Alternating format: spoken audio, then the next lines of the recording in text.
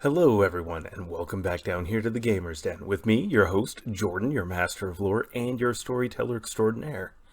We are continuing right on along here with our Player's Guide series, taking a look at an optimized witch character build.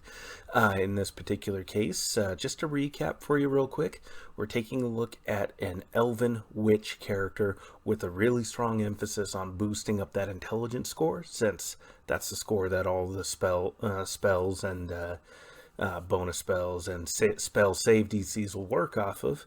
And we're going right along through here, and we are going to be taking a look at your feat selection. Specifically, the feats that are going to be yielding the greatest amount of benefit for you from a mechanical standpoint. Now, as always, these guides are just about optimization, about understanding mechanically what the most effective options are going to be. But that's not the be-all that end-all when it comes to role-playing. When it comes to role-playing, sometimes the interesting choice, or even the suboptimal, or even totally crap choice, just absolutely fits with the character, and really, I really encourage you to make that. Now, there is a drawback to just doing that constantly and having a totally weak, totally broken, and totally ineffective character, especially if you're running with a DM that likes to challenge you with a certain amount of combat, or, well, you get the idea. Anyways, let's continue right along here. So, for your feats, starting off, we have Improved Initiative. This is never ever a terrible choice for any character class. It's always great to be jumping up first and trying to act as soon as possible in that initiative order. So going first ahead of your enemies, even ahead of your allies, can do a lot to really help shape or even reshape this how the battlefield looks. Because if you're able to throw out a bunch of boosts to your allies, or throw down a bunch of debuffs on your enemies, or even get out a couple of battlefield control spells early, you can really do a lot to hinder your opponents while helping your allies at the same time. This is absolutely essential, especially for any full spellcasting class. Now, something particular for the witch here is the extra hex feat. Hexes, they consist of different buffs and debuffs. Actually, mostly just that. They do have some other abilities in there, but we'll talk about those at a later point. Point being, I'm getting extra uses out of the many useful hexes is absolutely essential. And the nice thing is that you can select this feat multiple times actually and apply it to apply it to different hexes. Moving on from that, we go to spell penetration. Now, especially as you get to mid to higher levels, you're going to find more and more creatures with a certain amount of spell resistance, meaning you have to roll a check to penetrate their spell resistance before your spell can even take effect. Now, this does not apply to every spell, like the Black Tentacles spell. That does not allow for any spell resistance to take place, because it may be a magically generated effect, but it still is a physical effect that's applied. So something like that does not necessarily count against spell resistance. But for a lot of spells or spell-like effects that are supposed to be triggering various will saves, like all the different curses that you could throw down on an opponent, spell resistance will apply. So overcoming that spell resistance gets to be hugely important for a spellcaster. So for the witch, the spell penetration feat will absolutely be massively helpful.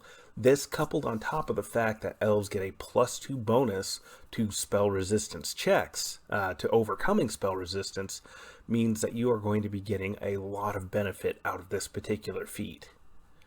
Now, that's not all that we have available for you here. We also come down to split hex. Now, what this does, it's exactly like it sounds. You can split the effect of your hexes between two targets that are within 30 feet of each other. You have to be able to see them, but being able to fire off one hex and have the effect hit two targets at once, really useful. Two targets for the price of one. And since these count as a move action, meaning you're going to be burning up your ability to move as well as the rest of your actions.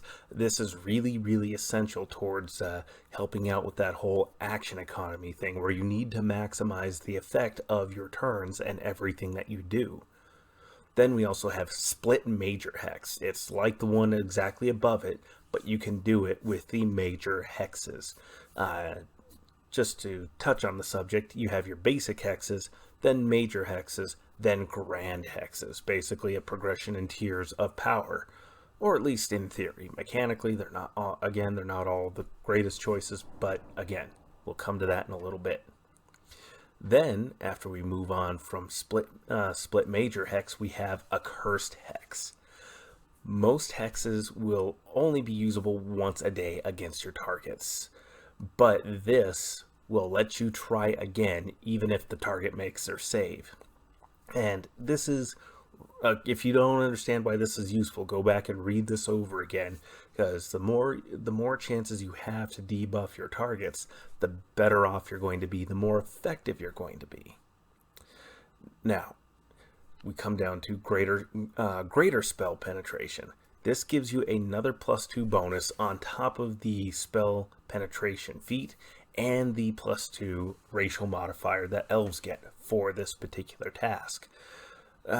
This is not the most essential feat, but as we talked about before, overcoming spell penetration is incredibly important, so there's certainly nothing wrong with throwing down a +2 bonus on top of it.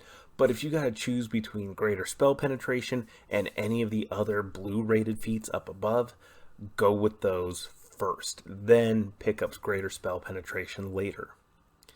Now we have improved familiar, and I've never been a big fan of improved familiar because you can get some interesting choices.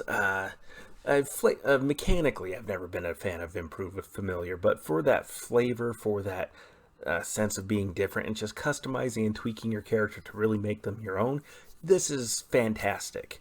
But you essentially improve the number of options that you get for familiars into bigger, tougher, better, stronger creatures, which it can be useful, but mechanically it's not always the best.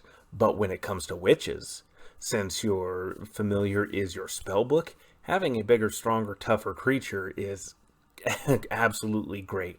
Plus, it also has a certain amount of added flavor to it, because a witch should be distinct, and while a lot of the class abilities here do help with that, you can really use this feat to take that a step further and make for better roleplay and a better way of making your character distinct from all the other classes out there. Now, there are plenty of other feats that are available. There are plenty of other feats that can work really well with the witch character build. But you're not going to have the greatest number of feats, and ideally you're going to want to pick up most of these ones here. And you'll probably be able to pick up a good number of these ones. Other than that, it's mostly going to be up to you, and I would say a lot of feats are going to largely fall more into the aesthetic role-playing choice kind of category rather than something the most mechanically effective. So, now that we've talked about feats, let's talk a little bit about hexes here. Hexes are going to be similar in their mechanical nature to rogue talents or barbarian rage powers. Rogue talents are extra little tricks that rogues can pick up as they level up and progress, and barbarians, when they go into their berserker rage, they can select a certain number of other powers that they can throw in on top of that. You're going to get a hex at every even numbered witch level, like the rogue and barbarians. The only real difference is that at level 1, you're automatically going to get to select one of the basic hexes. Now, it's actually a really good difference. It's actually a good thing to have because hexes are essentially usable an infinite number of times a day, allowing this full spellcasting character class to be useful to the party beyond whatever their spell limits are. Because bear in mind, as I've mentioned a couple of times before throughout other videos, that full spellcasting classes tend to be very weak starting out because they have such a limit on what they can do, as their spells are their most effective option. And they don't get very many of those starting out. But once you hit mid to high level, then you're going to get a lot of spells, a lot of magic items to help with your spell casting and give you extra spells to throw out there. So you become stronger and stronger and stronger and more and more game breaking as time goes on. This gives you added utility, an ability to keep functioning even after all your spells are gone. Massively useful. But not all hexes are created equal, and there are some that are going to be head and shoulders better than others. And as you progress in level, you're going to find that, well, of course, like with anything else, as you go from the regular hexes to your major hexes and all the way up to grand hexes, you're going to see that you're increasing quite a bit in power, especially with all these different buffs and debuffs and other abilities that you're able to provide yourself with, use on your allies and on your enemies as well. But those are going to be a subject for another time. I know 2 short videos in a row for the Player's Guide series here, but there's a lot when it comes to witches, and I'm finding it very difficult to try to fit everything in with that 15-minute-ish or so format. So next video we will be diving right into the hexes. It'll probably end up being a little bit of a longer one, and after that we'll take a look at the various spells and which ones you should focus more on, and a couple of the ones to avoid. We may not cover every single last spell, and there are so many different hexes out there as well too, with the different supplementary books that have come out. So not every hex, not every spell are going to be making it into this video here, but hopefully the guide will do enough to help you with narrowing down which ones are going to be the most mechanically effective for you and your character as you progress through gameplay.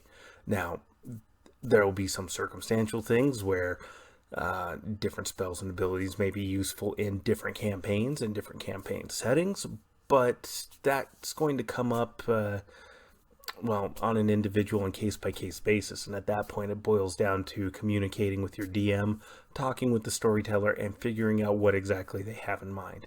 They may not be able to give you all the details, but they should be able to tell you, hey, are we going to be on a ship? Are we playing at being pirates? They go, yes, we are going to be pirates. Expect a lot of time to be spent on the high seas. Well, that's your cue to start taking a look at things that are going to be beneficial out on the high seas.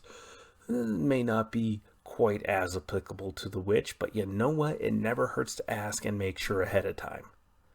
But with that said, I've been your host, Jordan, your master of lore and storyteller extraordinaire. If you enjoyed today's video, go ahead and wander on down there and let me know by giving me a like. And if you've been enjoying the content here so far, well, why not consider subscribing? We can always use more members down here at the Gamers Den. And if you didn't really enjoy the video at all, feel free to also hit that dislike button and even throw down a comment down there, because with feedback, I can only get better. So, once again, I've been your host, Jordan, your master of lore and storyteller extraordinaire. You all have yourselves a good night.